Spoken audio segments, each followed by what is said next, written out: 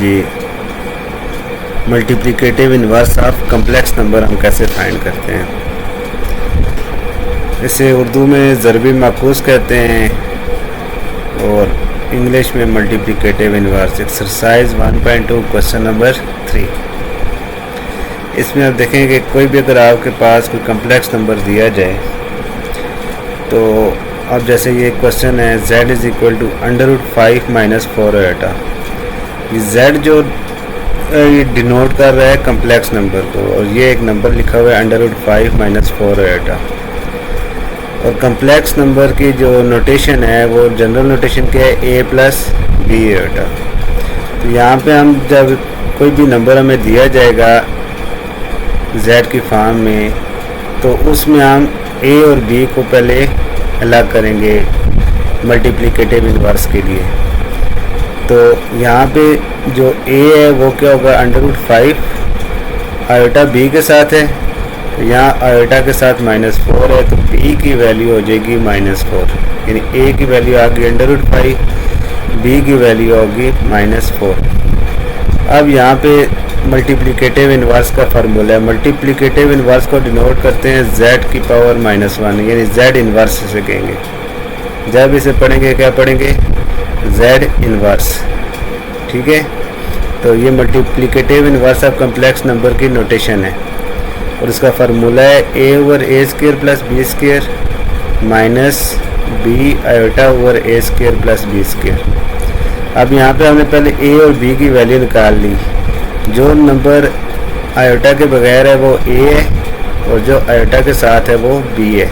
अब a की value √5, यानी यहाँ a की जगह √5 पुट कर देंगे, a² + b² की जगह √5 का स्क्वायर प्लस b की जगह -4 का स्क्वायर पुट कर देंगे।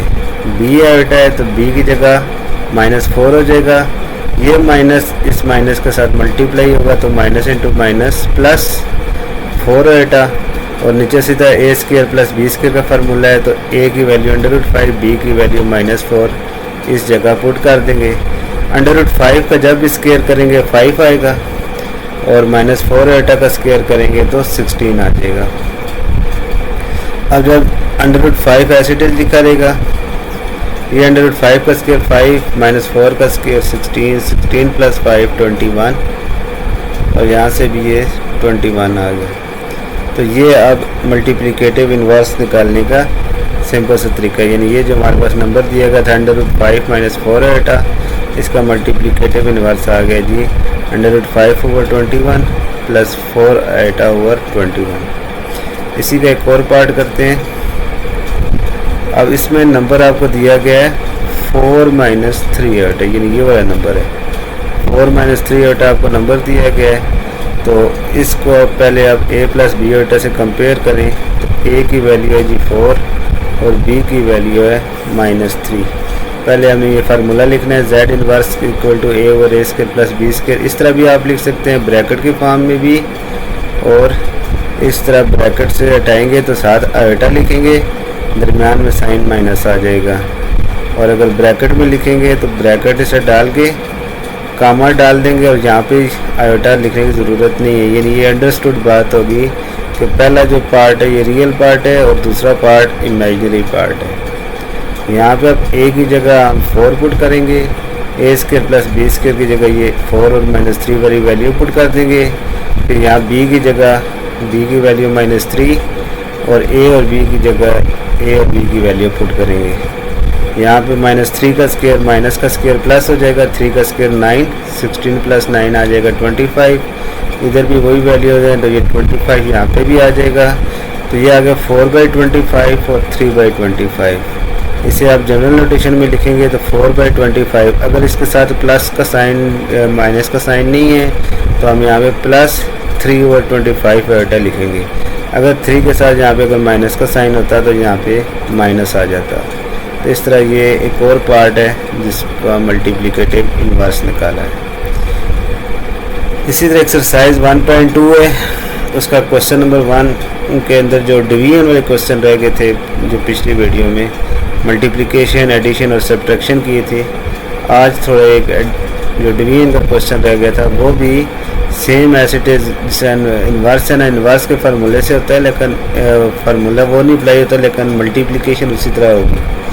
अब 5 + 2 आइटा डिवाइडेड बाई 6 - 3 आइटा लिखा हुआ है, तो डिवाइड है तो इसे आप हमने क्वेश्चन की फॉर्म में लिख देते हैं, यानी ओवर की फॉर्म में 5 + 2 आइटा ओवर 6 - 3 आइटा। तो नीचे जो नंबर है 6 - 3 आइटा, इसको हम उसके कंजुगेट से मल्टीप्लाई करेंगे।